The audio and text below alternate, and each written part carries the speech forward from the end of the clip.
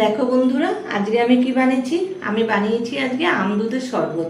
আমদুধের শরবত বানিয়ে ফ্রিজে রেখে দিলে গরমে বিকেলে খেতে ভীষণ ভালো লাগে। ছোট বাচ্চারা পড়াশোনা করতে বসার আগে তাদেরকেও কিন্তু এরকম এক গ্লাস শরবত দেওয়া যেতে পারে। পেটটা অনেকক্ষণ ভরা থাকে। আর বাড়িতে কোনো গেস্ট আসলেও কিন্তু এরকম শরবত পরিবেশন করা যায়। আমি একটি আম নিয়েছি, আমটাকে কেটে নিলাম, টুকরো করে নিয়েছি। আমটা অবশ্যই মিষ্টি এবং পাকা হতে লাগবে।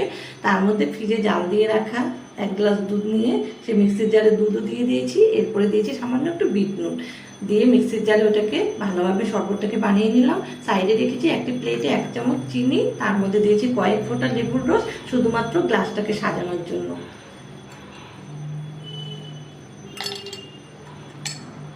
গ্লাসের এখন কয়েক টুকরো বরফ দিয়েছি। তার উপরে এরকম আমের শরবত ঢেলে উপরে কয়েক টুকরা আম দিয়ে পরিবেশন করুন। দেখো বন্ধুরা, আজকে আমি কি বানিয়েছি। আমি বানিয়েছি আজকে আমদুধের শরবত। আমদুধের শরবত বানিয়ে ফ্রিজে রেখে দিলে গরমে বিকেলে খেতে ভীষণ ভালো লাগে। ছোট বাচ্চারা পড়াশোনা করতে বসার আগে তাদেরকেও কিন্তু এরকম এক গ্লাস শরবত দেওয়া যেতে পারে। পেটটা অনেকক্ষণ ভরা থাকে। আর বাড়িতে কোনো গেস্ট আসলেও কিন্তু এরকম শরবত পরিবেশন করা যায়। আমি একটি আম নিয়েছি, আমটাকে কেটে নিলাম, টুকরো করে নিয়েছি। আমটা অবশ্যই মিষ্টি এবং পাকা হতে লাগবে।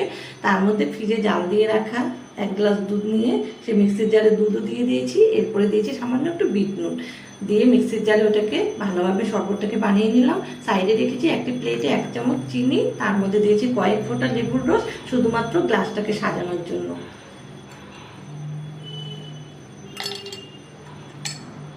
গ্লাসের এখন কয়েক টুকরো বরফ দিয়েছি। তার উপরে এরকম আমের শরবত ঢেলে উপরে কয়েক টুকরা আম দিয়ে পরিবেশন করুন।